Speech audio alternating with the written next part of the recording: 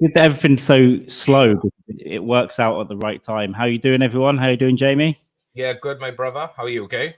You feeling good, okay? Well, I'm feeling great. No ass bleeds. We're all good. Welcome to episode 3 of Dykes Mann. If you are watching for the first time, give us a subscribe and a like and a comment and all that. Get involved in the chat. It's all good. We'll try and see the chats, but if we're deep in conversation, we might miss a few. Relax. But yeah, just subscribe, follow us everywhere. Thank you very much for listening. Today we've got our first guest. We thought we'd wait a few weeks, and we thought we knew who we wanted, and we got who we wanted. We bagged him, baby. There's no one else we wanted to enter this ridiculous world that we're trying to build, and that is it's crazy. Star, writer of the Unbookables, producer. He's performed all over the place. He's a comedian. He's very funny. I don't know what else to say. It's the shittest intro in the world, but his name is James Inman, and he's going to come on about now. He's the only man. He's the James Inman. There we go. Welcome, James. On, much appreciated. Okay. Thanks for having us. Thanks for have you. Always, my friend. Always. How is St. Paddy's Day going? Do you celebrate that out there? Yeah, we usually do because my girlfriend Brenda has a friend who's like straight up Irish, and the whole family's Irish, and they start partying at like 9 o'clock in the morning with food and it's a big group and everything. And after this podcast, we're gonna go over there and start partying. Fucking sweet. So they get up early, you start boozing, but that's just not. That's just because it's by the way. I mean, just since we're on this subject, because we're going to be talking about cops and terrorism and shit. This guy, his dad, is like serious Irish.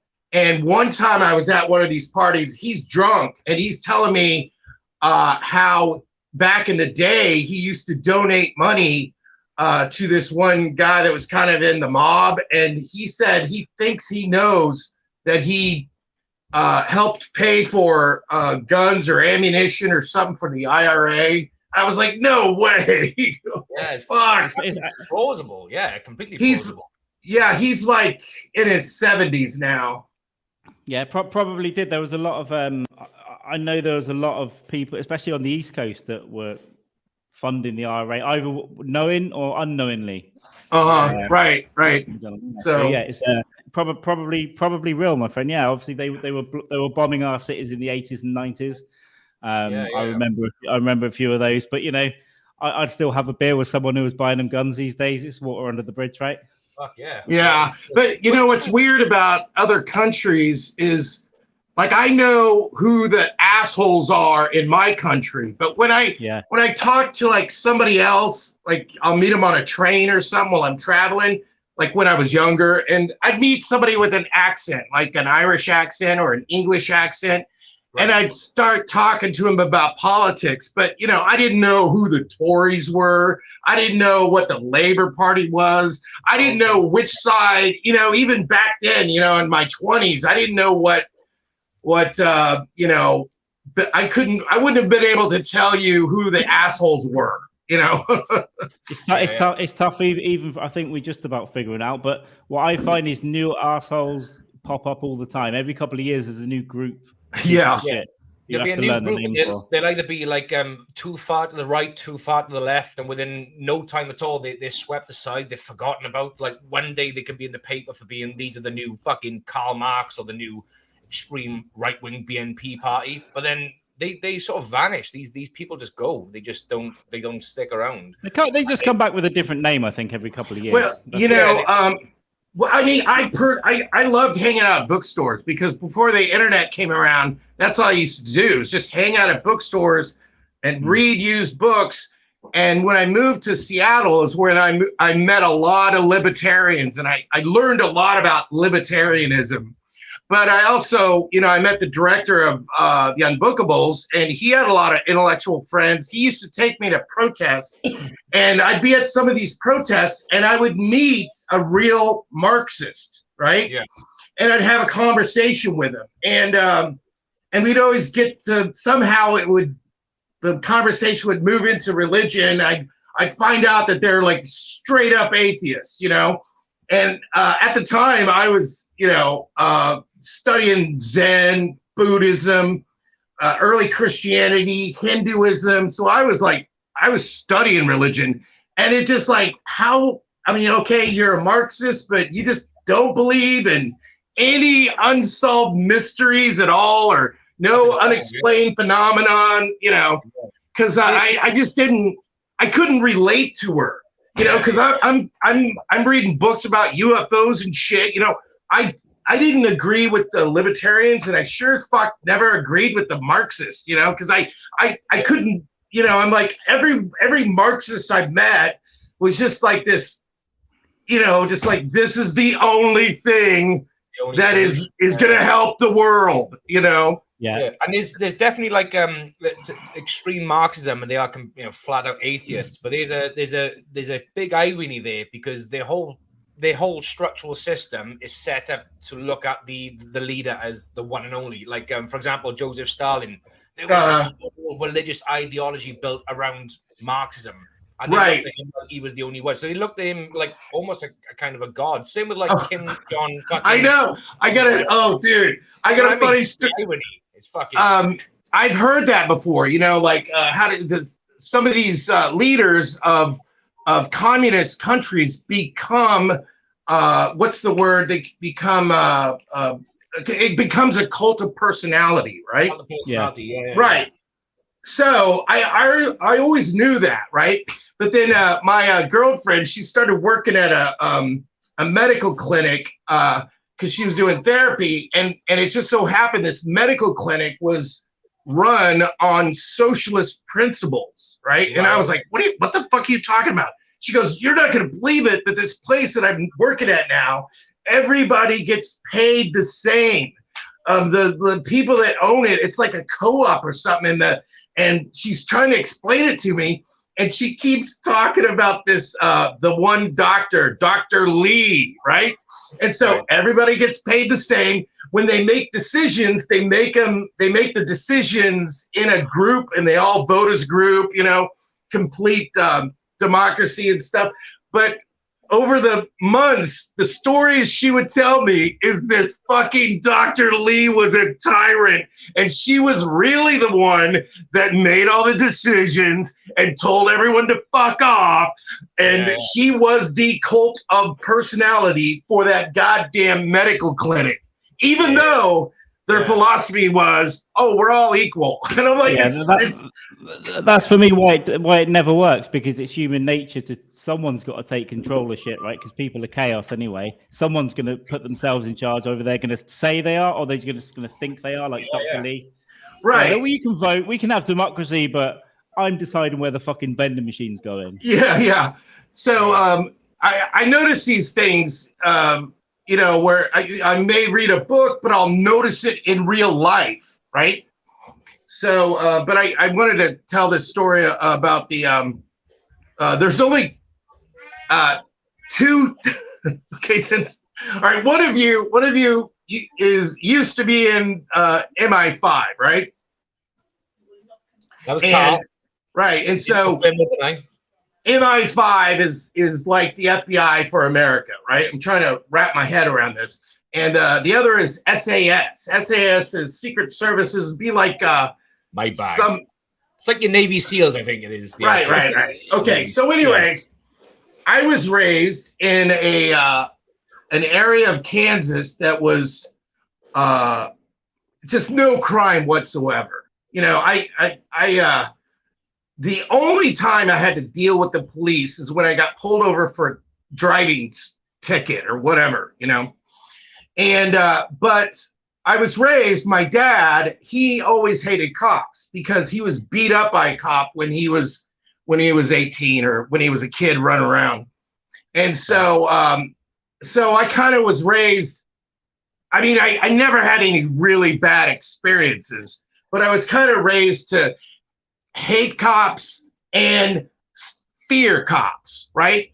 But also I respected the police for some reason. Like in my mind, it was like, if I ever ran into a problem, I wouldn't call the police because I'm like, I don't want to bother them with my little problems. I'll try to solve it myself by either, apologizing to the person or trying to make up, somehow outside of the court system. I mean, there's a lot of things you can do before it ends up as like a goddamn trial, Anyway, so I never called the police for anything until I was like 38 years old. And this is funny because my ex-wife, she was like big time leftist socialist, going to protest, hanging out with the unions, and she hated the police, and so we were living in Seattle, and in this apartment complex, and there was this big tall black guy.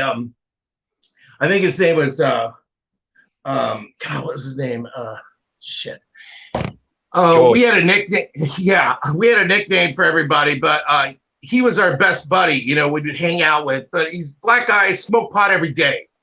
Smoked pot back when pot was illegal in Seattle. Yeah. All right. So I'm going to say his name is, we'll just say George, because I don't want to give his real name anyway. So there was a girl living in the apartment complex, and she kept talking about her boyfriend who was in jail.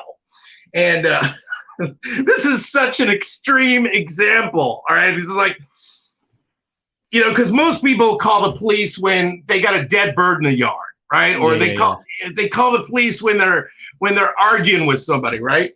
So this girl upstairs was talking about her boyfriend. My boyfriend's getting out of prison. Oh my God, I haven't seen him in 5 years, and we used to write letters together and blah, blah, blah. And we started talking and stuff, and I guess he was in jail for some kind of sex crime, right? And we're like, oh, this guy sounds weird, Oh, but it wasn't a real sex crime. He was just peeing outside, and they called it a sex crime because he had his dick out or something. And so we're like, whatever, Anyway, this guy gets out of jail, and next thing, within 2 or 3 days, somebody already saw him beating her and throwing her in his van and like peeling out. We're like, what the fuck? And now he's like, she's getting beat by this guy, and they disappeared for 2 days, and we were worried about her, right? Well, yeah. Right. And so I'm sitting at home, and I in that time, I kind of hung out with him, and I met him. Like, she introduced him to me, right? So I knew what he looked like, right? So 2 days go by. I'm sitting at home. I'm watching the local news, and this picture of the guy's face comes on the local news. Like, that's the guy. I'm like, holy shit. And they're like, we're looking for this man because he may have touched some children, right? And then they interview this woman that, like, he was out for like less than a week, and somehow he was babysitting. And this woman, they interviewed her. She's like, yeah, he fucked my child, And I'm like, holy shit. Okay. So I'm smart. I'm like, well, maybe, this could be just, all a misunderstanding. And I tell my ex-wife this, and she's like, really? You just saw him on TV? We just met. This guy just got out of jail like 5 days ago or whatever. Anyway. Wild. And so we're sitting there talking, man, that was weird. And in the back of the apartment, we hear this car pull up, right? It's his van. And we look out, we're like, holy shit, that's him. And we look, and he's already got his hair cut and colored a different color. And we're like, holy he's already got his hair cut. We saw him beating his girlfriend. I just saw him on goddamn TV where they were saying he touched a child, right? And the TV was saying, if you see this man, tell us, right? And me and my ex-wife were like, this is how much we hated cops, right? Me and my ex-wife looked at each other like, what do we do? and so we go down and talk to our neighbor George, the black guy, right? We're like, dude, you go and get Big George to go and we go and get Big George because he's the old wise man that knows what to do around the apartment. I would too. I go up to George. I go, dude, I just saw him on TV. They said he touched a child, and he's out back right now in the van, and he cut his hair, and it's a different color, right? Fuck. And I said to him, my wife's standing there, George is standing there. I go, what do we do? And there's this like long, he's black. He fucking hates the police. And we all looked at each other like, and there's this long pause, and I go, somebody's got to call the police. And I go to his phone, and I pick it up, and I hit 911, and he goes, stop. Not on my phone. I'm like, dude, I go, dude, we got to call the police. And so I call the police, I tell them, and this guy comes out. I tell him the whole story. He's like, thanks a lot. Thanks for your information. And they caught that guy and threw him right back in jail. Yeah, no dead kids in the van. It's all good. No one was murdered. No, she wasn't murdered. No, but my point is, I was 38 years old, and I never called the police ever in my life. I've never called the police either. I tried to once, and then saw someone else was doing it, so I just hang up and left. Like I reduce all interaction for no reason. There's a handful of times I phoned the police in my life, and one of them was a potential dodgy-looking character in a park around kids, and so I called the police. Just the local sort of police, not like the emergency services, the local number, and that was.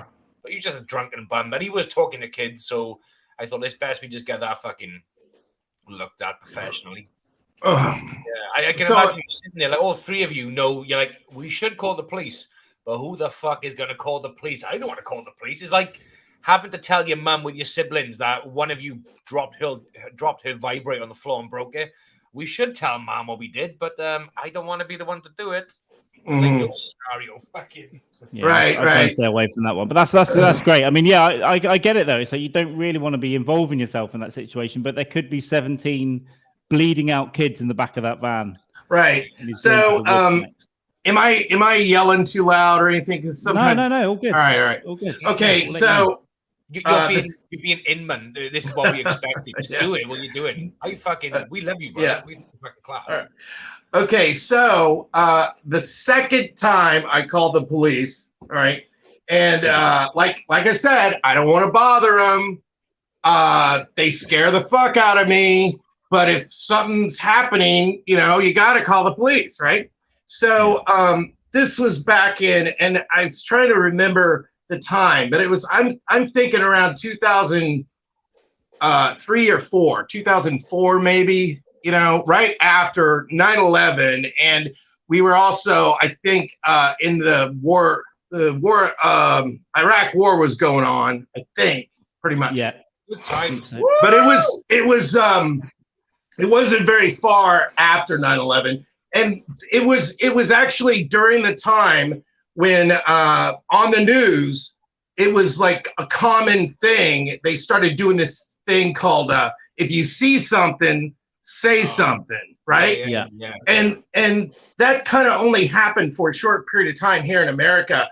And there was a little bit of controversy about it, but it was in everybody's head because there were some news stories about, oh, this happened and that happened, whatever. But it was in the back of my mind anyway. So there was a bar that I used to hang out at. It was like a punk rock bar that intellectuals would go to, punk rockers. They played alternative music, but it was a small bar. I'd go in there and I'd drink beer, right? And sometimes I'd meet, I had some friends that, like a professor that I discussed philosophy with. At the time, I was reading a lot of religion and philosophy.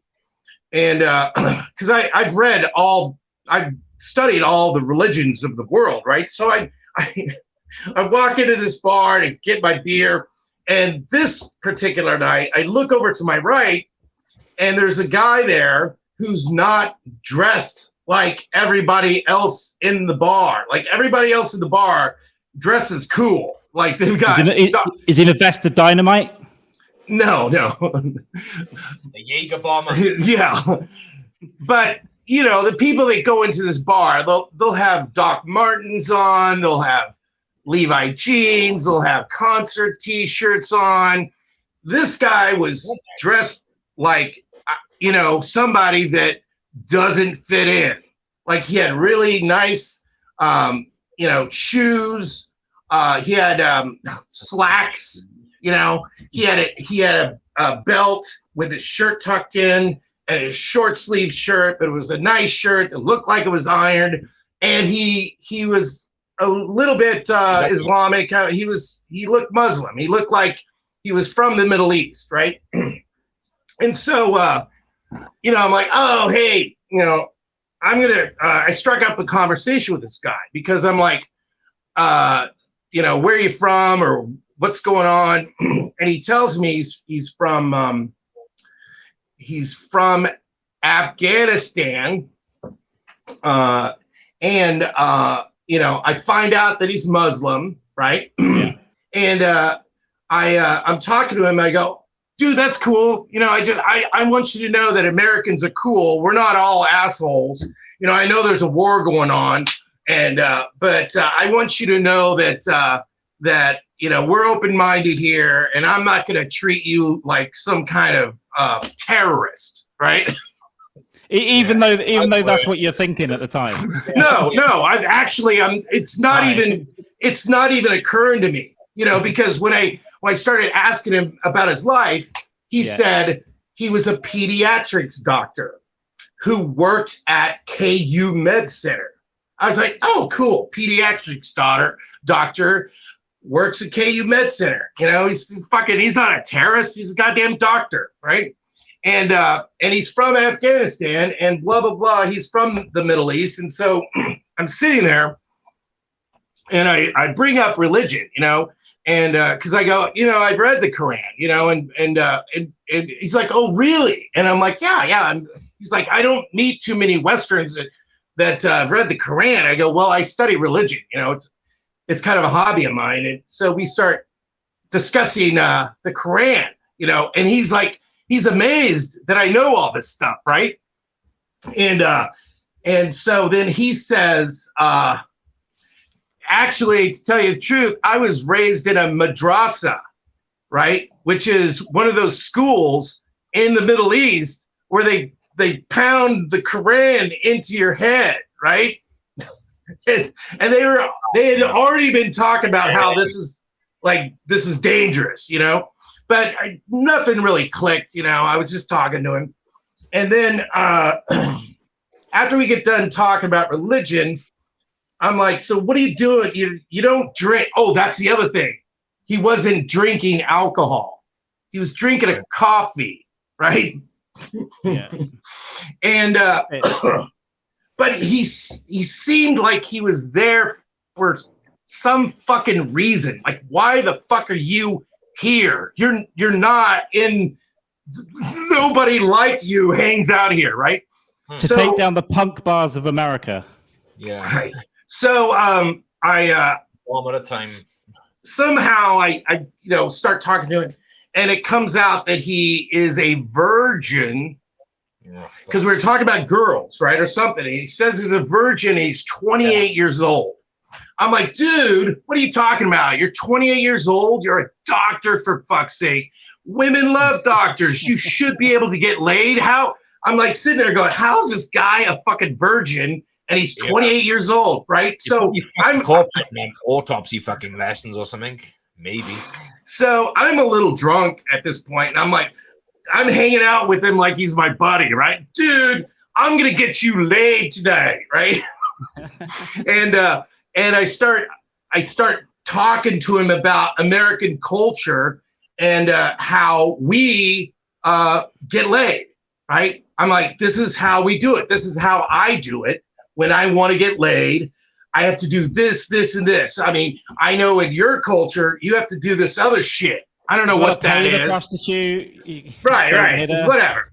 But I was telling him like all the things we do to get into a girl's pants. And I'm like, well, okay, so first off, you know, you got to talk to him. You know, we're going to go to this bar. It's another bar where I know some girls, and I have a friend, and she's got some friends. We're going to go over and we're going to talk to some women, right? And he's like, all right, you know, and he's kind of walking like a fucking robot or something. But I'm just like, this is fun as shit. You know, I've never met a guy like this before, right? So we go over to the other bar, and I talk to my friend, and she's got a couple friends, and we sit down at this table with like 3 girls, right? And he starts trying to start a conversation with this girl, right? And it's so fucking awkward, like the things he's asking her, you know? And I even tell the girls, I go, this dude he's cool. I just met him. He's not a terrorist. And he you know, he wants to meet a girl. He's a 28-year-old virgin or something, but he's a doctor, you know, or something. And these girls are like, I'll talk to him, you know. So he starts talking to her, and he's doing everything wrong, right? He's saying all the wrong things, but she's trying to be so nice, and blah blah blah. And he gets this some point like where he asks her, you know, something like, do you want to come over to my place? You know, that moment where you ask a girl, do you want to fuck or whatever? I don't know. And she goes, no. You know, she turns, and I'm there when this happens, right? But you know, she's like, no thanks. And all of a sudden, his face just turns white, right? Mm-hmm. And I'm like, what the fuck? Everything changes about this guy, right? Yeah, he pulls out his sword and I go, dude, what's up? He's like, you know, we need to get out of here. And I'm like, all right, you know, because his face is like gray. It's like white, you know. And so we walk out of the bar, and I you know, I'm babbling or something. I'm like, dude, don't worry about it. You know, it's like, you know, it's like in the Quran or something. I said something about Muhammad, and he stops me. He looks right in my eyes. He goes, this is not the time to talk about Muhammad. Wow. And I'm like, oh, okay. And, I was like, that's a little weird. And then, and actually, the moment that we walked out of the bar to where we walked to the car, I actually had to remember and write down all the shit he said, right? Because he was a completely different person after that girl turned him down. Yeah, you can't come inside me, baby. So, and he just went nuts. Fuck. Right. But I mean, this guy was rational. I mean, I've been hanging out with him. He said he was a pediatrics doctor. Anyway, so we're outside the bar, and after he goes, this is not the time to talk about Muhammad. And I'm like, all right, chill out, dude. I'm taking a couple. I'm not profiling him, but I'm taking a couple of steps to the right, just a little further away when he starts talking about Muhammad at this point. Yeah. Right. And then he says, which, I mean, everything he said from now on was cryptic. All right. And then he goes, I was on a mission tonight. I'm like, dude, what are you talking about? You know? He goes, well, I was going to try to lose my virginity tonight. And if I couldn't lose my virginity, I was going to commit suicide. Whoa. Shit. And you know, a couple of light bulbs went off the back of my head, but I was just like acting like I was listening to him. I'm like, yeah, dude, no, you don't want to do that. I mean, blah, blah, blah. And, yeah, but if you do, you're just taking yourself to hell, right? You're not going to. Right. Because I was just like thinking, oh, he's going to kill himself, right? But the next thing that he said was, it's already been planned out. Oh my God! And I go like, no, he didn't have any. He didn't have any briefcases or anything, right? You know, it was just, you know, he was standing there dressed like a fucking, you know, the normal guy. Yeah. After he said, so I still had the piece of paper that I wrote down because I had to give that to the FBI. But he goes, the next thing he said, because I'm trying to talk to him or something. Don't kill yourself, dude. And he says to me, time is running out. And I'm like, that's cryptic. He said, I I go, what do you mean by that? You know, that's kind of creepy. You're starting to creep me out, dude. And he goes, there are things that you don't know about me that I haven't told you. And I'm like, dude, this is like, you know, really creepy, dude. And I go, what are you talking about? What are you going to do? He goes, I can't tell you. And then he goes, there's nothing you can do about it. And I'm like, holy shit. You know, I'm still trying to talk to him, but I'm still kind of acting cool. Like, you know, I'm concerned with you. I don't want you to kill yourself, you know. And he said something like, you know, the plans have already been laid out. Like he's like saying all this shit to me, right? And at that point is where, you know, I'm like, oh, this guy is either A, fucking with my head, right? Because I'm like, I'm a comedian, dude. I know if you're either fucking with my head or if you're telling me the truth. And I looked at him right in the eye and I said, what are you really talking about here, dude? You better tell me. And he goes, I have to go. I go, no. And we're right by his car, right? Mm. And I go, look, you know, you creep me out because you're talking about suicide. And I'm concerned about you. So why don't you give me your phone number so I can call you just to make sure you're okay, right? Yeah. And he goes, you can't call me. I'm like, why? You know, he's like, he goes, give me your phone number. I have a photographic memory.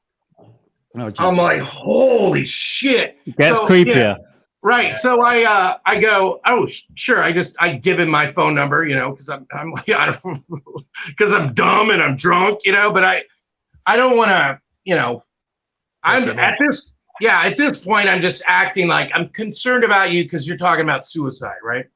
So I leave and I go talk to my friend and I tell him the whole story. And I go, dude, what do you think I should do? You know, we're just regular guys. We're not like FBI agents or, you know, half the time we don't believe everything on TV. But, you know, I talked to my best friend and I go, what do you think I should do? And he goes, I don't know. Maybe you should go to the FBI. And I'm like, let me look. And I go, let me look into this. I'm gonna look into it, right? So the next day, I get out the phone book, right? Actually, I know this guy's name. He gave me his first and last name, right? And or I had part of the name or something. And he said he was a pediatrics doctor at KU Med Center, right? So I'm like, I'm going to check to see if this fucking guy, you know, and I start going through the phone book. I go to KU Med Center. I find where they have all the pediatrics doctors and his fucking name isn't in there, right? I go online and I do a Google search for pediatrics doctors, Kansas City, KU Med Center. I type in his name. I can't find this fucking guy anywhere, right? So I'm like, still, I'm like, you know, maybe I'm wrong, right? So I drive to the KU Med Center. I drive to the fucking hospital and I talk to the lady at the front desk and I act like, you know, I got a baby or something. I'm looking for Dr. So-and-so. I want to make an appointment with him. He's a pediatrics doctor and he works here. She goes, we don't have a doctor here by that name. Fuck. Do you have a Dr. Osama bin? Yeah. Yeah. And so I'm like, that's when I realized, I'm like, holy shit, the motherfucker lied to me. Right. Yeah. Fuck, no. And so, so still, you know, like 3 or 4 days go by. I'm telling like all my friends, right? The people that I respect the most. I think actually 5 days went by when I was at a comedy club. I was talking to the booking agent who I really respect, right? I tell him the whole story. He looks at me, he goes, James, just go to the FBI. What the fuck? And I'm like, all right, I'm going to the goddamn FBI. And so I have to look it up on the map. I find out where it's at, right? I'm driving to the FBI to tell them this story that's scary to begin with, right? And so I drive past the FBI, and I'm like, I can't fucking do it. I'm too nervous. And so I go to this bar that's kind of close by. You know, it's a couple blocks away. And I sit down and I start fucking pounding like beers, right? And I'm talking to the bartender. You know, I'm telling him part of the story. And the bartender goes, dude, they come in here all the time. They're just like regular people. It's just right over there. Just go over there and tell them the story. I'm like, all right, dude. So drive over to the FBI, right? And, you know, they got these big doors that go around. There's a cop out front, you know, there's you know, metal detectors you walk through and stuff. And the guy goes, give me your driver's license. And they take my license and, oh no, this is what actually happened. I go, I want to make an anonymous tip. And the guy at the front, the cop goes, oh, okay, you want to make an anonymous tip? Okay, give me your driver's license. And I just went, without thinking, I pull out my driver's license, I give it to him, and then he goes and he types it in on a computer, comes back, and he's like, all right, thank you, James. All right, walk this way. I go through these metal detectors, you know, I go into this room. It's a room with a fucking bulletproof glass and you know, little, just like a bank, you know, where you slide shit under there. I got my little piece of paper that, you know, I wrote down all the fucking weird shit that he said. I tell the FBI agent the whole story, right? Or I get that like half of the story, you know, and I'm telling him, I go, well, the reason I waited 5 days is because I couldn't believe it, you know? And when I checked up on him, he wasn't even working there. You know, and I'm telling you, I get to the part about the madrasa, right? And his eyes just go like this. Oh, Jesus Christ. He's like, fucking, you know, what's this guy's name? I'm like, all right, you know, I'll give you his name. And, but you're probably going to just throw him in jail. You know, he's like, don't be stupid. You know, I'm like, all right. So I give the guy's name and he goes, you know, you were by his car. Do you remember anything about his license plate? And I'm like, oh, actually I do. I go, I remember the last three numbers on his license plate, 247, you know, because it's stuck in my head. And right after I said that, he just gets up, walks straight to the computer, types something in, and he comes back and he goes, all right, thank you, James. That's all I need. And we will contact you if we need to talk to you again, but don't contact us. I go, is that it? He goes, yep, that's it. And I walk out of the FBI, you know. But you know, when I told that guy that story, I could see it in his eyes. He just went, and he gets up and he goes straight to the computer. You know, it's like right after I told him the last 3 digits of that license plate. So you think they're already watching him? They're already like, they know who he is and they're watching him. I never, you know, I gave that FBI agent my my email address. Here's the other weird thing, because you know I told him who I was. I'm a comedian. This is who I am and stuff. And I give him my email address. When I got home that day, I couldn't log into my email. And that had never happened before. Like, what the fuck? You know, I'm like, why is my password not working? And so I wait like 6 hours, and then all of a sudden I get back into my email. But that was a little creepy. That, you know, never maybe happened. They're just checking you out a little bit. Yeah, that's creepy as fuck. I was hoping the story was going to end with it's actually the sex offender from the van doesn't only cut his hair and change the color, but he browns up and then goes around saying he's a terrorist. I was hoping it all linked together. No, it didn't. No, these are 2 separate incidences. But fucking hell. You know, the first guy, it sounds like he was the first dude. It sounds like he was describing Michael Douglas in Falling Down, who was a Muslim but converted to fucking Mormonism, and then had thoughts of like grandeur from his Islamic days and wanted to blow shit up. Like, yeah, I would have been creeped out way before. My mind goes to shady shit earlier. On the second weird thing, I'm gonna go. Is he gonna kill us all? What's in his bag? Right. Anything under his shirt? Like, I know. Well, I mean, you know, by the time he started, balls, put a finger up his ass to see what was up there, just in case, because those times were hard, man. You know, you had what was they called? What was the thing going around? You said it was if you see something, say something. That was going around on CNN and shit. I felt like, really bad about it, you know, because I was young as fuck when that happened, but I vaguely remember, like, you know, watching. Yeah, they still because over here we had a smaller version. We had the trains and some buses got bombed by Al Qaeda.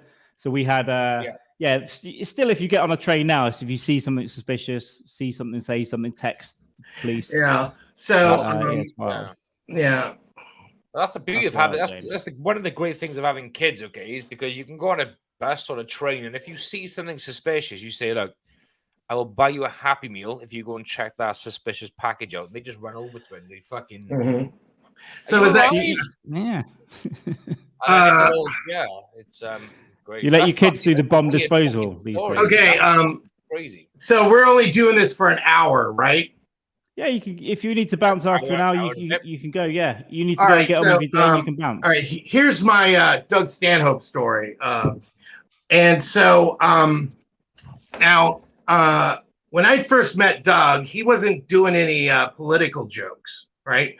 And he was. But he was a good comic. I mean, we both got selected for this Vail Comedy Invitational, right? And when I first saw Doug.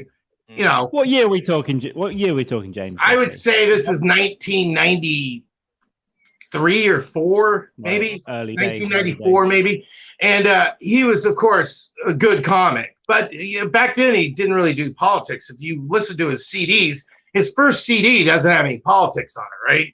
And some of his early stuff, so I know he likes to make fun of my arrogance. I've known him for a long time. It's this ongoing thing where, you know, he's always making fun of my arrogance. This is just a funny story about Doug and the computer. I'm not saying that I got him interested in politics, but I will say this. I was my hero at the time. The difference between Bill Hicks and Doug Stanhope is I looked up to Bill Hicks as my hero because when I first saw Hicks, he was like a god, you know. He's like, I saw him kill on stage live, right? Yeah. I'm like, oh my God, Bill Hicks is brilliant. But then later on, when I meet Doug, you know, he's doing the same clubs I am. I mean, we're on the same level, you know. But you saw Bill Hicks live. You actually saw Bill Hicks. Several times. Yeah, I saw Hicks several times. And but when I met Doug, you know, we were on the same level. I met him as a friend, you know. He wasn't really doing politics at the time, even though I was, right? And so I go back to Seattle, and this is around, it must have been around the time when everyone started getting a home computer. So we're talking 95, 96, maybe at the latest. And something comes up where there's a gig down in LA. I have to go down to LA. In between that time, I think Doug won the San Francisco comedy competition. I won the San Francisco comedy competition. And I call him up. I'm like, hey, Doug, I'm doing a set down at Laugh Factory or something. I'm going to be down there. He's like, oh, stay with me. You know, I'm like, all right. So I'm over at Doug's house. And at this time, I had a computer. And I was on the computer all the time. And I was like, oh, my God, this shit is amazing, right? There's like, you can find anything you want, right? And so I'm down there. I get to Doug's house. He doesn't have a computer. I'm like, what the fuck, Doug? Doug, why don't you have a computer, right? He goes, you know, I don't need it. You know how he is. I don't need a computer. And so I was like, what can I say that will convince him to get a goddamn computer? Because they're so fun, right? So I go, Doug, you can steal music off of Napster. And he goes, I don't listen to much music. I don't care. I'm like, fuck. I go, Doug, you can find any website you want on any topic. I was looking up Nietzsche, and there's like hundreds of web pages about Nietzsche. He goes, I don't read that much. I don't care. I'm not going to read on the computer. And still I'm trying to think of something to tell him about the computer, about the internet, where he'll get a fucking computer, right? And I go, oh, this is it. I go, Doug, you can find animal porn. You can download a video of a woman fucking a dog. And you can see Doug go, really? And we did. Doug goes, really? I'm like, yes. So a year goes by. Next time I'm at Doug's house, he's got a computer, right? He's downloading porn. He's downloading Phil Henry off of Napster, and he's looking up conspiracy theories, right? Because I was looking up conspiracy theories because I used to hang out at bookstores and I'd read books on conspiracy or all that. And so this is around the time where Doug starts doing way more politics. He's doing a lot of politics, right? So I don't see him for a while or something. I moved back to Kansas City, and in that time, 9/11 happens, right? Woo. So after 9/11, I'm like, holy shit, how am I going to make people laugh after 9/11? Because we'd go to comedy clubs, nobody wanted to laugh. The first comedy club I did after 9/11, the first 3-4 guys that went on stage got 0 laughs, right? It was quiet. And there was like 50 people in that audience, right? And so I just go up on stage and I do what I'm good at. I just do improv. Because I know a lot about Muslims, I know a lot about the Islamic religion, and I had some other jokes too from the first time the Trade Centers got blown up. I wrote some jokes about that. 93, right? Right. And so I just go up on stage and I went off on terrorists and terrorism and Osama bin Laden and blah, blah, blah. And it became a bit where it killed because everyone was like, somebody fucking mentioned this shit. You know, all the comics, nobody even brought up 9/11. And I'm like, fuck, I'll get laughs. I went up there and just started making fun of Muslims, right? And huge laughs, right? So I think in between that time, a couple of years go by, maybe, but this is still it's we're in that period of time where nobody could really make fun of George Bush. Like for 4 or 5 years. Because he's a 9/11 hero, right? At that point, we stood on the rubble. Yeah. So I was in the comedy world. Trust me, there was no comics telling jokes about Bush. I mean, maybe on TV, but not in the real comedy world, right? And around that time, I started hearing stories about Doug. Doug's killing. Oh, he's the new Bill Hicks. You wouldn't believe some of the shit that he's saying on stage. So I go up and I tell my club owner that I was living in Kansas City, and I didn't get to recommend too many comics, but I went to my club owner and I go, dude, you gotta book Doug Stanhope. I mean, he's killing. The guy is like brilliant, he's like, and so I recommend Doug to the club owner, and Doug comes into town, right?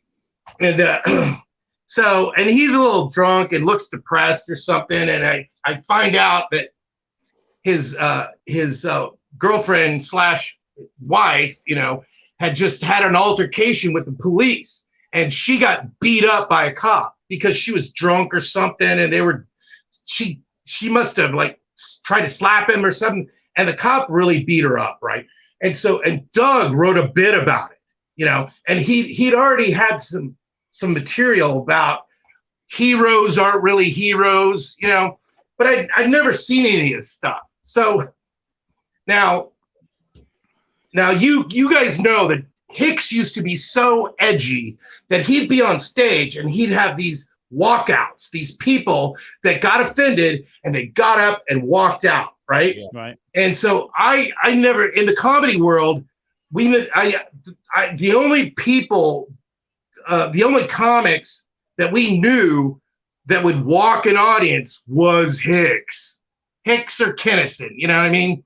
And it was a thing, you know. Kinnison for sure. Yeah. Yeah. Must have walked rooms, right? Right. And I've seen Hicks walk like 15 people. And where they all get up and they fucking walk out, right? So anyway, so Doug comes to town in Kansas City, and I recommended him. And it's Friday night, early show. The place is packed. It's 250 people, right? And he goes on stage and he opens up with this shooting the cop in the face bit. And fuck cops, and they're not fucking heroes. And then he goes into his abortion bit, and I'm watching, and people are just getting up and they're fucking walking out, right? And I counted them, right? The first night it was 40 people, right? Out of a room of 250. So there was still about 200 people in that room, but there was a lot of empty chairs, and they were fucking lined up while Doug kept doing the jokes. He just kept plowing through doing the jokes, right? I love it. I was like, holy shit. And he comes back to the green room. I'm like, Doug, what the fuck? I've never seen anything like that. This is 40 walkouts. Oh my God. And my brain was like, oh, surely he'll do better at the late show, right? So he goes, but he's still getting laughs from the people that like it. All right. So just like Hicks would get people laughing hard while people are still walking out, right? This wasn't a sucky show, right?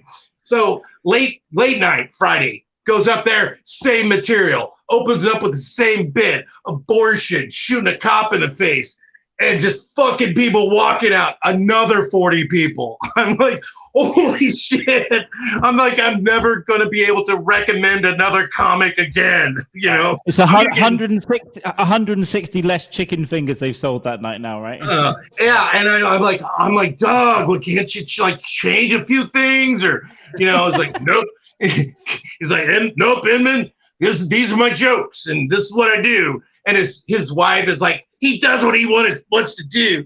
And so whatever. And I'm sitting there thinking about it. I'm like, man, I go over to his hotel that night, knock on his door. You know, we're both drunk, but I'm like, Doug, you got to change it up. You know, you do something. He's like, Inman, yeah, I'll do some. You know, this is my actor. So Saturday, early show, Doug goes up. Place is packed, right? Same jokes. Same abortion opens up. These are, by the way, these are funny jokes. It's just they're so fucking offensive and in your face that another 40 people get up. I would have loved to be on the side of the room. It's just holding themselves, fucking dying, whatever. Yes, right. My heaven, my heaven. But I mean, these jokes are fucking out there. Like they're really anti-cop. And there's some stuff in there about heroes are not real heroes. And this is, you gotta realize this is like 2004. Everyone was still scared shitless. Nobody was making fun of Bush. It was right after 9/11, you know? Yeah. So early show Saturday, same fucking act. Exactly. Same thing, right? So he goes back to the green room. I'm like, Doug, what the fuck? I can't believe this. You know, can you like change it up or something? And then Doug looks at me, he goes, all right, Inman, just for you, I'm going to change my act around and trust me. I'm like, okay, cool. I was like, all right, you know, he's just going to do a show and he's not going to do the really edgy stuff to get the walkouts, right? So late show Saturday, Doug walks up. Now, here's the funny part. Doug used to have this bit about a rubber fuck me face. It was a rubber head. I mean, it's a bit about the porn shop and all the fucking fists and the dicks and stuff that Doug proceeds to go up and opens up with the rubber fuck me face bit. Another 40 walkouts. And by the way, this is how good he is. I know. I mean, the first 3 shows were all about politics and abortion and cops. The last show Saturday, it was all sex toys, rubber fuck me face, fucking cum, and it was like 45 minutes on that fucking head. I was just sitting there going, that is the most amazing thing I've ever seen in my goddamn life. So he's proven a point. He's proven a point to you that he doesn't do a joke about anything and walk the room anyway. Right. And he gets back to me and goes, "What'd you think about that, James?" I'm like, "All right, Doug, you're fucking." That was Stanhope's Aristocrats, fucking, on his own class. Oh, right. I don't know if Aristocrats had been. Maybe Aristocrats is filmed by that time or whatever. But I think, yeah. But when Doug moved to LA, I mean, he was really pushing the envelope, especially right around that time when America wasn't ready for it, right? And I've heard a lot of stories from Joey Diaz and stuff because he knew him back then as well, and he said there was this young lad called Stanhope. The word was out everywhere. I think he was in that San Francisco competition with him, and he used to tell stories about he would just go up at an improv and fucking no one really knew him, but he would just slay the room, and then the headliner would go up and go, "I don't know what to do." Okay, so I probably maybe I spent too much time on that part of the story, but here's the undercover thing. And it might go over a. By the way, James, we don't have to stop it now. If you want to hang out for a few more minutes, there's no problem. Keep going. This is tell a story. All right. So you got to realize he had that Heroes bit, and he had a 9/11 bit that I saw him do in LA. I was still doing my 9/11 bit, fuck terrorism, fuck these terrorists, and I was getting laughs with it. Doug had a 9/11 conspiracy bit that he used to do on stage that made you kind of think that what happened didn't really happen like it was being told to us, right?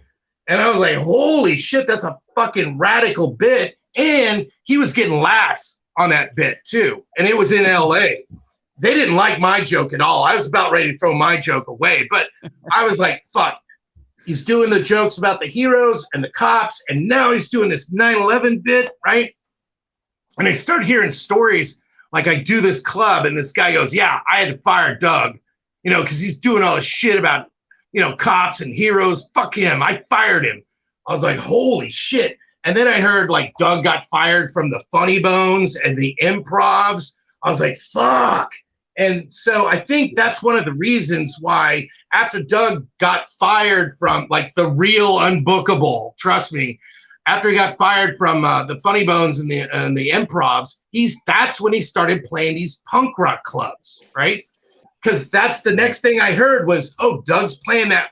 That's where they play music. What the fuck? So I had to drive out to Lawrence to see him in a music hall, and he filled the place up, right? And so that's what he found his audience, his killer termites, I suppose. Right. But here, around that time, is when he filmed his first DVD. And I was living in Seattle at the time, and they're like, "Oh, Doug Stanhope's coming to town, and he's recording a DVD." I'm like, "Oh, okay, I'll go to that show," and because I'm friends with him, and now I read books, all right, and I've read the Electric Kool-Aid Acid Test, all right, and in that book they talk a lot about FBI agents who wear the shiny shoes, right? Yeah. The FBI agents, or you can always tell another you can always tell another cover cop because they don't have good taste in clothing. You could tell because of their fucking shoes or their goddamn shirt or whatever. But I remember that. It was in the back of my mind because I'd read Tom Wolfe's book, The Electric Kool-Aid Acid Test. And I'd also read the book, Dick Gregory had a book where he talks about his phone being tapped. And this is Dick Gregory, right? Yeah, who was the acid test book? Wasn't that about Ken? Is it Ken Kesey? Ken Creasy? Some of that? Yeah, the Electric Kool-Aid Acid Test was about Ken Kesey and the Merry Pranksters, but it was written by Tom Wolfe. But there's Tom Wolfe, a lot in there Thompson as well. Right, but there was a lot in there about undercover cops, and so I'm reading Dick Gregory's book, and there's a lot of shit in there about undercover cops, right? And his phone being tapped, and I think, and around that time, I saw Fahrenheit 9/11. Now there's a part, there's a scene in Fahrenheit 9/11 that, you know, where Michael Moore goes, yeah, look at this little peace group. There's only 6 people in this peace group. Well, guess what? One day, they're reading the paper, and one of the people that used to go to this peace group that only had 6 people, they see one of their members had died in a motorcycle accident, and they go, police officer Bill Swinson was killed in a motorcycle accident, and they're like, motherfucker, that was the guy in our group. That was a cop that infiltrated, right? Yeah. A peace group that only had 6 people. All right. Yeah. Which, you know, Michael Moore is like, you know, he's funny, and that's an absurd situation where you're like, what the fuck is going on here? Right. Years later, if you read Dana Priest has a book called Top Secret America. And in the Washington Post, they had a series that I read, and they estimate that after 9/11, our Secret Service, our FBI, CIA, Homeland Security, all of that stuff grew tenfold. Yeah, the budgets went through the roof, didn't they? They just unlimited budgets that led up to stuff like the Patriot Act under Obama. Right. But yeah, so, the intelligence service got everything. Right, but we know from history that they were doing shit like this, infiltrating groups back in the 60s before we were ever attacked. Like we weren't actually attacked during the Vietnam War, but they still infiltrated groups, right? Here too, James. We had it here too with the police in the 80s. Used to do it here. They would get involved with some left-wing group.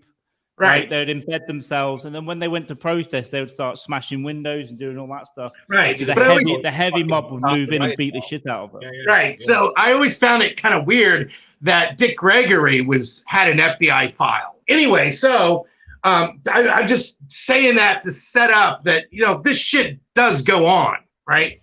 And so anyway, Doug is in Seattle, and he films. He's filming his first DVD. Right, they got all these cameras there and everything, and so we're hanging out. And after the show, there's a certain amount of people who are fans or comedy club people. They hang out for a while and they'll drink with you, and you know the type, right?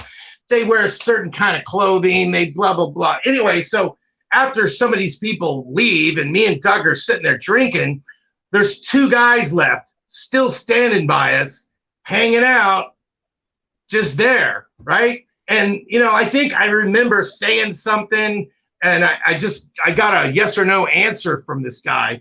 And, you know, and that's when, you know, while I'm drinking with Doug, it's getting late. I'm looking next to these 2 fucking guys, and it dawns on me that these guys are dressed weird too. I look down, and they got fucking weird shoes on that look like shoes that you wouldn't wear if you were in the entertainment business or you were a fan. I know what comedy, the people that love comedy, they don't wear shoes like that. I look up, I see the guy's pants. I go, man, who the fuck wears Dockers? You know, I look, and he's got a belt, and his shirt is tucked in. Both of them, their shirts are tucked in, right? Both of them had black leather jackets on, and that's when I look at their hair, and their hair is fucking cropped, and I'm like, it just dawns on me, these guys look like cops, right? And also, it dawns on me that I'm like, why would cops like Doug Stanhope's act? Right? And they're just sitting there. I try to talk to them, right? And they're not really talking to me, right? They're not talking like comedy fans, right? They're not telling jokes, or they're not coming up to me, hey, I like that one joke you did, or hey, here's a joke that I had that I was thinking might be funny. I mean, that's what that's what comedy fans do. They're talking about comedy. Oh, these guys were not doing that. And they were sitting there, and they had been sitting there like they were at the show, and they came up and they were there, and they were there because we were there, me and Doug, right? And it just stuck in my mind, like, what the fuck was that about? I didn't say anything to Doug.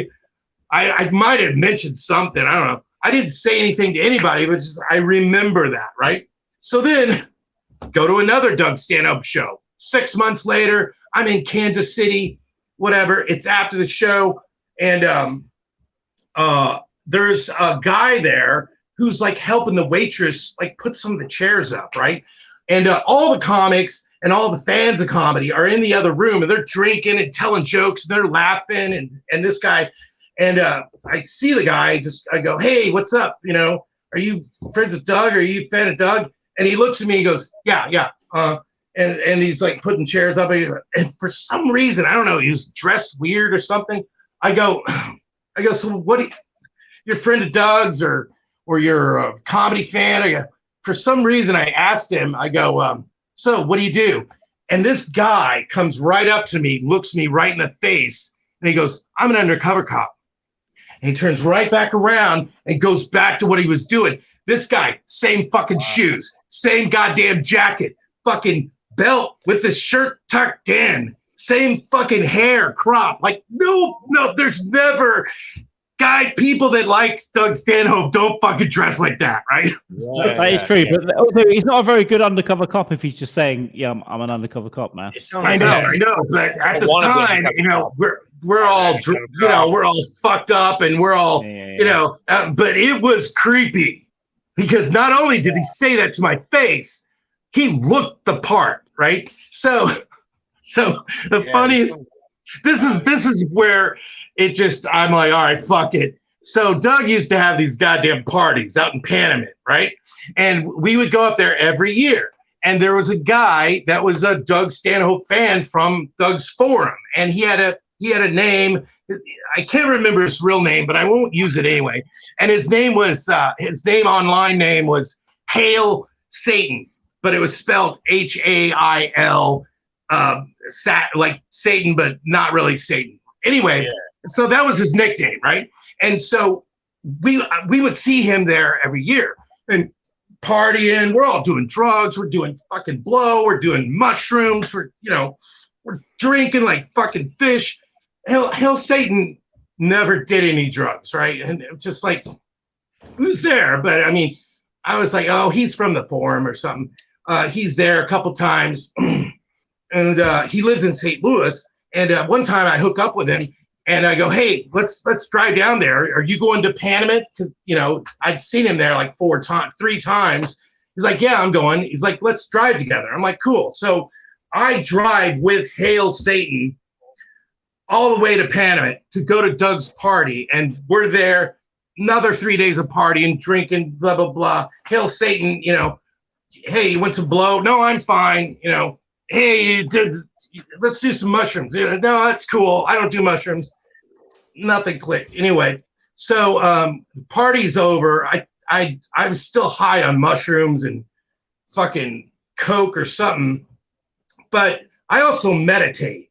All right. I know people think I'm a paranoid, but there's times when you just have this intuitive feeling. And so when we're driving back to Kansas City from Panamint, I just get this weird feeling about this guy. Like, man, this guy is a fucking cop. This guy, he's got to be a cop. I'm in the car with a fucking undercover cop, and I'm like, no. Part of my brain is like, no, dude, no. That can't, there's no way that an undercover cop would drive me all the way to Panamint, right? There's no way. He's not a cop. And so he drops me off and everything. And of course, years later, we find out he is a cop. This guy, Hail Satan, somebody said, dude, did you know he's a St. Louis police officer? I was like, what the fuck? And was he working or just off duty? And I don't know. We talked to him later, and he said something like, oh, I applied and they hired me or something. And we're all just going, what the fuck is a cop doing hanging out with us that likes Doug Stanhope's act and blah, blah, blah. And it just seemed a little strange, all right? Because he never talked about like wanting to, I've always wanted to be a police officer. Hey, let's hang out with Panamint and Doug Stanhope, who does all those edgy jokes and blah, blah, blah. And after everyone found out he was a cop, well, he never came back to any other parties ever again. We never saw him again. He was there for like, 3 or 4 years in a row, hanging out, partying, being our friend. Never did drugs. He might have felt weird about hanging out with you guys if he was off duty, But yeah, it's weird. I would expect him to at least do drugs. I know police. Well, when I was younger, I used to know police that were hoovering up cocaine in the fucking pub toilets every Friday. Yeah, they'd fucking steal it from take it from fucking evidence and just fucking do it their fucking selves. Well, I also know a comedy club manager that does that as well. When they find people that come in with coke on them, they take it and then the staff do it after. Yeah, that's how foolish would you be to bin the fucking thing? You gotta be stupid. Just keep it for yourself, man. But still, if you think about what you guys are talking about, yes, I know that happens, but step back. What the fuck? The government is paying people to hang out and watch Doug Stanhope. Well, maybe they needed to paper the room, Yeah. What if 40 more people walk? They need to try and. I'm sorry. I just find that frightening. I find it fucking utterly frightening. It's weird. Crazy. I have to say, I've got no explanation for it. It was either on duty, and maybe he was trying to follow a Stanhope fan, one of these psychos that might cut someone's liver out. I don't know. Well, I mean, if you put it all together, you look at, if it's true that our intelligence services in America grew tenfold after 9/11, it kind of makes sense that they might be doing shit like that. Well, they were doing. We know they were doing weird shit, like looking at private messages and surveilling everyone and recording every text message. So, or maybe they just had too much money and too many people. It was like, Dave, we've got like an extra 20 grand in the budget. Go to a comedy show. Yeah, that actually would sound like a fun thing to do. If you're a cop, you'd be like, I get to hang out with comics and it's fun, but I have to keep them under surveillance. I gotta be so. Yeah, other people in it. Other people in this division are hanging out with the homeless. They're pretending to be a homeless guy on the streets of LA. Right. There's in England, to hang on with Stanhope's crew to try and dig up some intel on the liberal left or something. Just is that what you think it would be? Yeah, maybe. But if they had infiltrated and if they were tapping Dick Gregory's phone before 9/11, Dick Gregory's got an FBI file. Fucking Doug Stanhope's got an FBI file. Yeah. But the weird thing is, you guys are familiar in the UK. You had that undercover cop that infiltrated the environmental group, and he got one of the girls pregnant. He had an affair with her for years, and he was an undercover cop. Didn't know about that. Yeah, I think that one might have passed me by. I'll have to look into it though. So it's an undercover cop environment group. Fuck, man. Surprised though, it's gonna happen. If imagine to be honest, being we undercover cop for that amount of time, and you're in the midst, you're infiltrating this group. Naturally, things are gonna fucking happen. It's. Last year, this girl went missing. Right, she went missing and then was found dead. And it turns out, on duty, not just a cop, but an armed, because over here not every cop's armed, but an armed cop from the Parliamentary Protection Division, which protects the royal family. This guy had picked this girl up in the middle of the night and offered her a lift home and fucking raped her and killed her. Yeah, I heard that story. But weeks before, he was getting his dick out at a McDonald's, and they made a complaint to the police and they just brushed it away. They're like, probably it's just a cop, we're going to let him get away with that one. And then he straight up kills someone. Didn't they actually call him in the police force? His nickname was like Rapey or Rapist, wasn't it? These shit. Yeah, like everyone knew he was a piece of shit, and he was in one of the most to have that job. You got to have a really high security clearance because you're around the royal family all the time. Yeah. Oh God! I didn't hear that part. I mean, I did. Yeah, so his job was to protect the royal family and the prime minister, the government. He was the high-end cop, right at the top. I think the punchline to this whole Doug Stanhope story was years later at one of his parties, like at the fun house, we get on this subject of undercover cops. And I was hanging out, everyone's there, and Brian Hennigan's there, Doug's there, and some of the Unbookables. And I make some joke about fucking who knows, how many undercover cops we have in this room right now.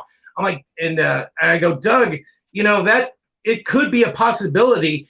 And Doug looks at me and he doesn't go, James, you're crazy. He doesn't go, James, you're paranoid, or James, you're out of your fucking mind. He pauses and he looks at me and he just goes, James, what can I do about it? And I was like, you know what I mean? Like he was looking at me like, Jay, I know. I already fucking know, James. What can I do about it? And I was like, holy shit. Yeah. It's a fucking scary wow. He's definitely my hero.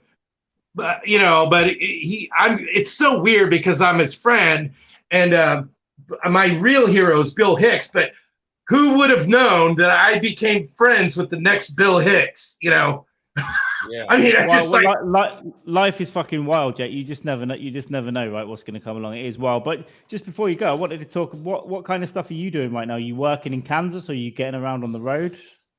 One of the Unbookables, Travis Lipsky, is coming uptown, and we're going to do a small little show and kind of bill it as an Unbookable show with Travis Lipsky. Nice, I did invite Brett Erickson because when I was on Issues with Andy, Brett was like, how come I'm not invited? I'm like, oh, Brett, you're invited if you want to come. So all the Unbookables are invited if they want to come. It's going to be, on a Sunday night here, a couple of weeks. Awesome. And I'm also working on my book, on my second book, and also Facebook and Twitter take up a lot of my time because I'm constantly trying to write funny tweets. I spend a lot of time on my tweets. I delete like half of them if they're not funny. And so that's kind of what my hobby is. And then when I go to do stand-up at the open mic nights, because I'm a little rusty after this fucking COVID thing.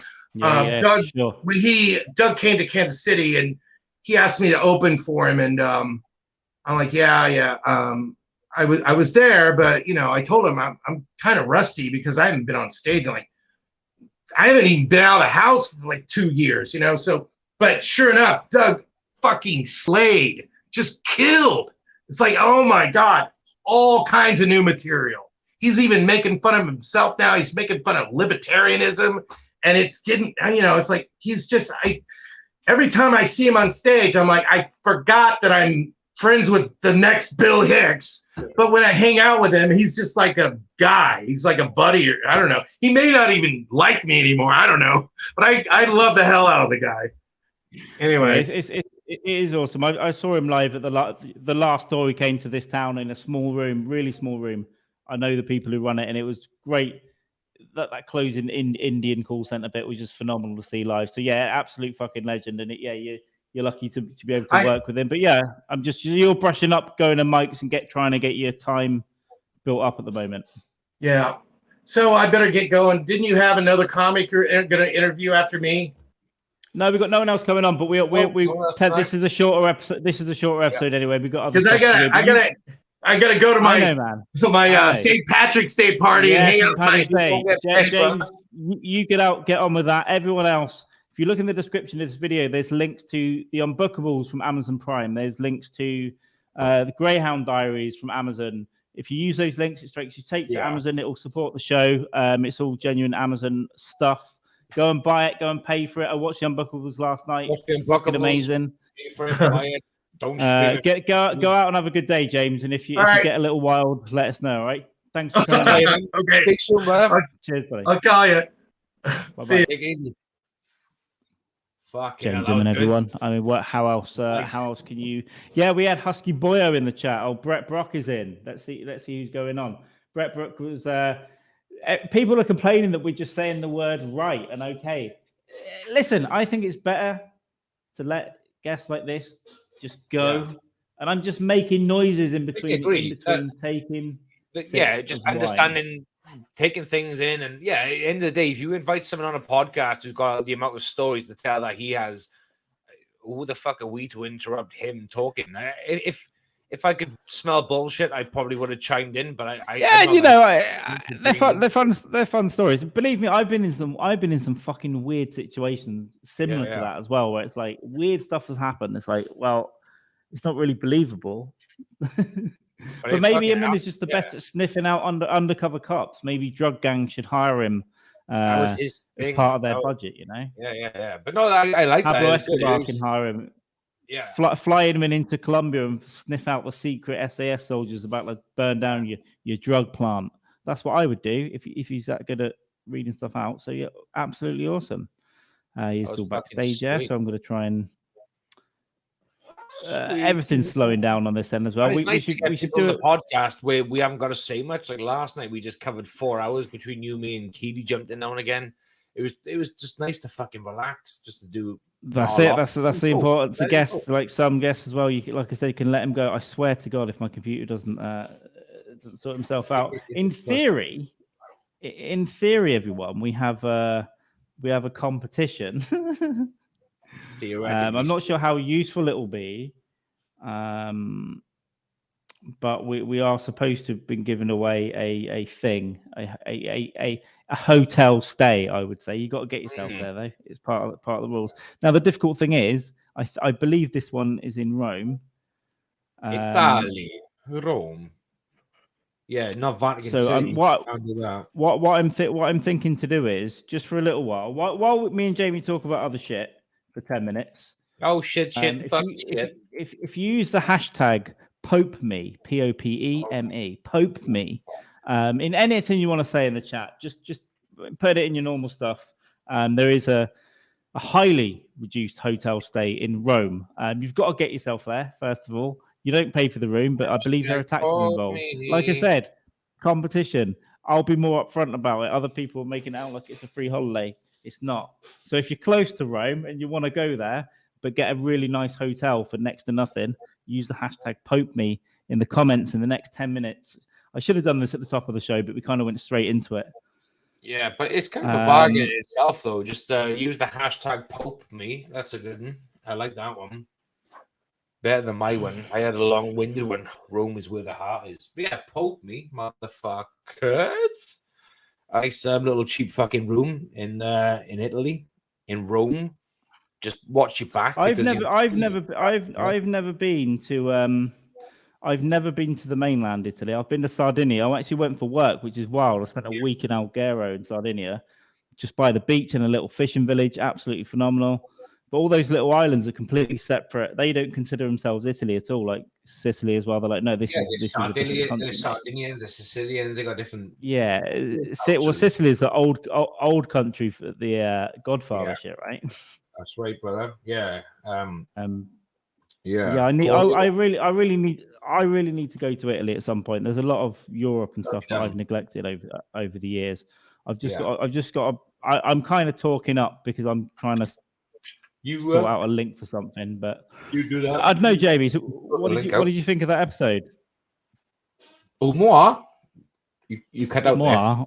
Yeah, I thought it was fucking cool. Yeah, again, it was just nice to have someone on where knowing you haven't got to speak a lot and just let someone just go loose. Because that's one of the discussions we had was regarding Inman coming on. The both of us were just like, yeah, just let him go. Just let him fucking loose. And again, I didn't have the need to jump in or ask too many fucking questions. I was happy listening to him.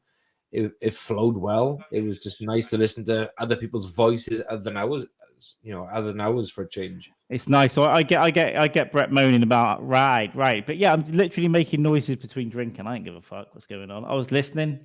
There was some great stories. And do you know what? I think it's nice for him because I think when he does go on podcasts, he gets fucking hammered like by other people. And I didn't really want to do that. We did think about winding him up about a couple of things, but it's just nice, treat him like an actual human. I think sometimes. I saw some of Brock's pop-ups with like, okay. It's like I'm not that equipped to deal with him and no fucking jumping on him like a dog on a fucking stick. And just let him run riot, let him do his fucking thing. But we're looking at doing different things, you know. We're brought fucking Inman coming on was the first in a long line of people we want to come on, and there'll be a lot more interaction between me, Carl, and whoever the fuck comes on. But the Inman thing was a kind of let him go, let him fucking loose, let him talk his talk, and if you know, that anyone wants to reflect on this fucking episode and pull out his bullshit and take it to him, go for it, do it. You know, I think so too. I think so as well. So thank you, whatever people are dropping off here. So let me see what's going on. Becky, welcome. Sugar Cat, you were hilarious. Yikes and damn. Yeah, that's basically what it was. Yikes. Damn. Yikes. Damn. That's a great pun, and we're going to steal that and use that later. Jamie's enamored. Yes, of course. My internet was being weird through this whole thing as well. So enamored. It was enamored, like in love or something like that. It's like I guess so, yeah. Or enthralled. Christina has made it. I don't know if she's still here. Hello, Christina. You made it last night too. Did you take a breath for James? We will take a breath for James. Now we will be wrapping this up. We will be wrapping up this up soonish. But I don't know. Maybe something else will appear on the internet for you. I don't know if that's going to happen or not. We'll have to have a discussion. I'm fine with it, but. Yeah, we'll have a discussion on that. I don't know, maybe, possibly. I'm very tired. I have to say, something's going on with you recently, Jamie. You're very tired quite a lot. I'm worried about you. What's going on? Are you being overworked? Are you being over? Probably like I don't know. A lot of fucking things. I don't know. Just my energy levels drop after a certain time. Maybe it's cancer. Who knows? Maybe it is cancer, but my energy levels have been like literally I wake up in the morning early-ish. Like maybe that's what it is. I think is because I'm waking up a bit earlier in the morning, and then I'm like okay for the day, and then after a certain time, I'm just like fucking. Fair play. So maybe there won't be anything else. There won't be anything else with the internet after this episode. But I might just pour this back into the bottle then, if I can. Oh, fucking drink it. Just drink the fucking lot. Just go for it. Yeah. I might as well try, but I'll leave the beers alone. But yeah, there we go. We'll it doesn't look like anyone's entering our competition. When Mylin watches his back, he'll go mad. We were serious. Pope me. Christine, if you want to go to Rome, if you can afford to get to Rome and you want a nice hotel to stay in, just put the hashtag Pope me in and you can enter the competition. I've sent it to someone else as well. No one's interested. We should have done it at the front. Sorry. To be honest though, I don't think anyone wants to pay to go to Rome. So Rome. It'd be nice if they paid for the flights, wouldn't it, as well? Yeah. Pay for the flight. I want to go. I'd like to go to Rome. I don't particularly want to pay for all my a shit or a dosh to travel in and well, you've only got to pay for yourself. You got to start dumping the family, Jamie. You've literally got to start going, by the way, I'm back next week. All right, have a nice time. Yeah, bye, enjoy, family. Yeah, I'm on my fucking way to Rome, baby. Yeah, if I'm gonna get offered a prize, I want the prize to be all inclusive. I want everything in there: travel, accommodation, food, the whole shebang. This competition is going to be like a kind of free hotel room that'll involve Christina paying for flights to Rome and me paying for flights to Denmark. So to babysit the zoo. Yeah. Babysit. Also, if all the if all the reptiles perish, then I'll be responsible. And I don't want to be responsible for anyone else's life but my own. You may have noticed. So don't want to be raising lizards, being responsible for 100 other life forms doesn't really appeal to me, if I'm honest. But yeah, and also it'd be dangerous for your reptiles. Yeah, your reptiles. You could link them to the royal family, which they're probably related anyway. I wouldn't be surprised if they're lizards. I wouldn't be surprised if they are. The queen dies and she just flies through the roof in lizard form. It's got to be only kill the cheap ones. Absolutely, it's got to be soon. She's going to go, right, because not only is she's moved out of the house, she's not attending something or other that's coming up. Yeah, she's looking a bit frail. She's looking a bit fragile, a bit gaunt. I think she might be in a wheelchair, mate, when the cameras are off. That's what I think. I think she's like the Queen Mum at this point. They're wheeling around. They make her stand up for the photos. I hope she has like a Stephen Hawking kind of wheelchair, though. Just pop a fucking... Maybe not. Maybe she just gets pushed around by Andrew and he takes it to the room and dresses it up like a schoolgirl and, takes photographs with her, which are not real photographs because that photograph never happened, and pays her 12 million quid to keep her fucking mouth shut. I agree. So what we found out is that Jamie's bedtime is between 7:30 and 8 p.m. the last couple of days. Well, we did a good 4-hour long podcast last night. That was okay. That was good. Yeah, we did. No, we did very well. It's nice. It was nice to crack on. And I got up earlier than I wanted today as well. To be fair, I wanted an extra hour sleep. Those days, and I had a knock on the door. I'm like, for fuck's sake. Yeah, no, I love. I mean, there was a time not so long ago where we could just podcast fucking all day, every day. But it's like, I'm starting to get a little bit wiser with myself, thinking I can't do that. I'm getting older as well. Oh no, we can't do what we were doing in December all the time. Maybe next December, next December, There's been, I mean, every podcast we done last year was pretty much the same, give or take. It was fucking getting hammered and waking up with bad hangovers, but December was ridiculous. It was crazy. December was wild, and every morning, like, we weren't doing anything else. We were just sending each other pictures of ourselves in bed, like just looking dead, like dead. Yeah. And the next thing was like, do you want a podcast tomorrow? Yeah, okay. Because it was just easier to keep going, I think. No, exactly. No, we need to be a bit better. And this show will always be shorter, by the way. Or between an hour and 90 minutes, maximum sort of 2 hours. If James wanted to stay later today, he could stay for a bit longer. But yeah, keep this one shorter. And the last race is where wild shit happens. I've got to try and sort out what to do. We might have to bank some. I might do some extra stuff on that channel as well. Just try and keep videos coming up. Maybe just 5 minutes. I don't know, 5 minutes with Frankie Millets or me or something. I don't know. We'll figure it out, and we're gonna have to film. I filmed a little video, a gig, a behind the scenes thing last week that the Doug was after, so I might send that to him. Of basically me on the toilet and then taking diarrhea tablets because I'm addicted to Imodium. Because if I don't take that, I sometimes shit myself, especially if I've been eating bread, because I'm gluten intolerant and I haven't dealt with it for many years. Yeah, now. This is Great Britain. We don't tolerate intolerance, so get out. Get out. On that note, everyone, I think we're probably done. Thank you, everyone else. Let me just check. We mentioned everyone: Beth, Kat, Kelly, Becky, Brett Brock. Nice to see you, and he's Brett Brock, brother. Everyone else. If we missed anyone, Christina, of course. If we missed anyone, thanks for. That's good. And keep an eye out on our Twitters, both of our Twitters, Carl Mann, Jamie Dykes, and Last Rights Pod. And we'll update you on when all this stuff has come out. We will be back at 6 o'clock UK time, which will still be, I think, 2 p.m. UK time next Thursday for this. And there'll be a Last Rights at some point as well. So just keep your head, keep your eyes peeled and your head up your ass, okay? Big time.